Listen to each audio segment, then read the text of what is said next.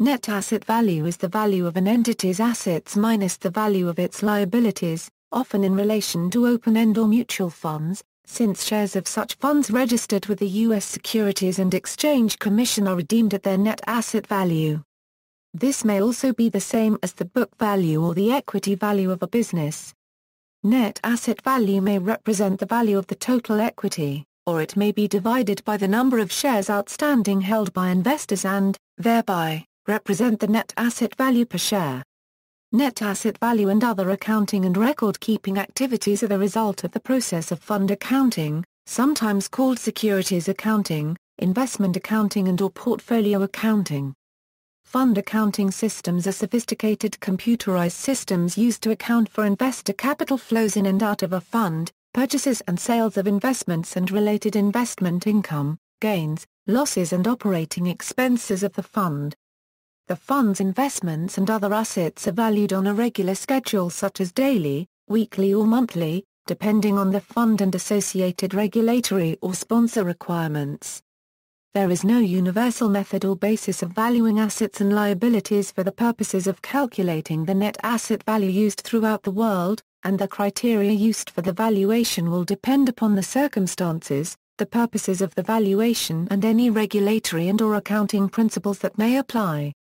For example, for U.S.-registered open-ended funds, investments are commonly valued each day the New York Stock Exchange is open, using closing prices, typically 4 p.m. Eastern Time. For U.S.-registered money market funds, investments are often carried or valued at amortized cost as opposed to market value for expedience and other purposes, provided various requirements are continually met. At the completion of the valuation process and once all other appropriate accounting entries are posted, the accounting books are closed, enabling a variety of information to be calculated and produced, including the net asset value per share. Open-ended funds, net asset value is most commonly used in the context of open-end funds. Shares and interests in such funds are not traded between investors, but are issued by the fund to each new investor and redeemed back to the fund when an investor withdraws. A fund will issue and redeem shares and interests at a price calculated by reference to the NAV of the fund, with the intention that new investors receive a fair proportion of the fund and redeeming investors receive a fair proportion of the fund's value in cash. As a numerical example, if a fund has a NAV of $200 million and 1 million shares in issue on a certain day, the NAV per share, being the price at which the shares will be issued, is $200. A person investing $40 million on that day will therefore be given 200,000 shares. Immediately following his investment, the total NAV of the fund will be $240 million, as the new investor's cash becomes part of the fund and is available for investment by the fund. The investor will then be entitled to 1/6 of the fund's value when he withdraws his investment, proportionately adjusted for any subsequent profits or losses. The valuation of the assets and liabilities of an open-ended fund is therefore very important to investors. If the NAV in the above example had, with the same assets, been calculated as $160, the investor would have been given 250,000 shares and would become entitled to 1/5 of the fund's value. In contrast, closed-end funds are traded in the open market between investors, and so the price of shares or interests in a closed-end fund will be whatever the parties agree it to be, which may not correspond to the fund's NAV. Publicly traded shares in such funds generally trade at a price below NAV.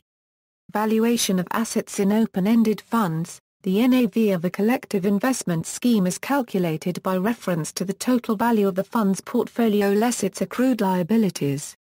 The portfolio's assets are generally valued by objective criteria established at the outset of the fund. Where assets are traded on a securities exchange or cleared through a clearing firm, the most common method of valuation is to use the market value of the assets in the portfolio.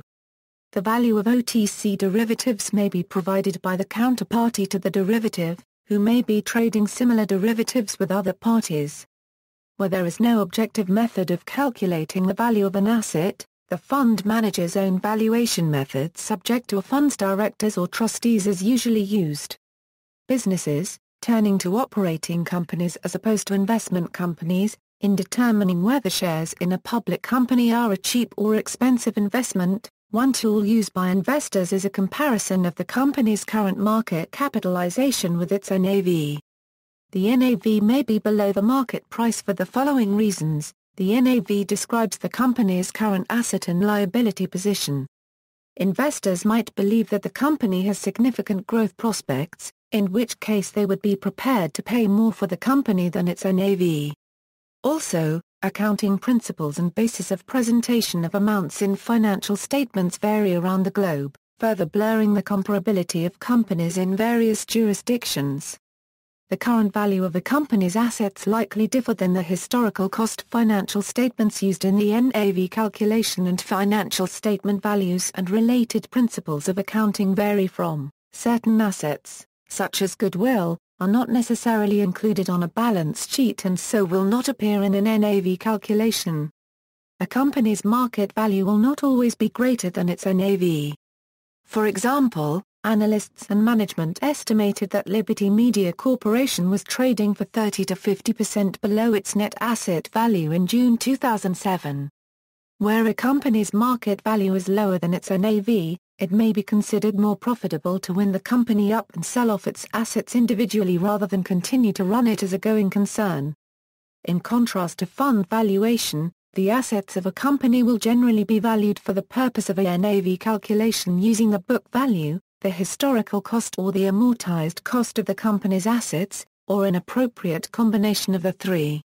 Real estate investment trusts. NAV is one of the valuation indices of real estate investment trusts. NAV is normally quoted per investment unit, where the value is divided by the number of total outstanding investment units. In simple terms, NAV is an adjusted net asset value reflecting the market values of real estate properties held by an investment corporation. The degree of premium discount on individual investment unit prices relative to the per-unit NAV serves as the yardstick for assessment. The NAV index is synonymous to the adjusted price-to-book ratio applied in the world of stocks, in which factors such as unrealized losses, gains of owned properties and brand values are reflected. News companies such as Property Mall typically report on a REIT's NAV when the company reports it. Variable insurance and variable annuity contracts. Variable universal life insurance policies and variable annuity contracts often are structured somewhat similar to mutual funds, and they may vary in value as securities and markets fluctuate. Typically, these insurance or annuity products issue units of ownership to policyholders annuitants in exchange for their investment similar to shares of a mutual fund. Also similar to a fund, the assets, liabilities and net assets of these product entities are valued periodically, resulting in an asset unit value or AUV or UAV per share, analogous to NAV for a fund. See also, net assets, assets under management, references. External links, Investopedia, NAV, Online Net Asset Value Calculator, Global Mutual Fund Screener by Net Asset Value NAV by Family and Category.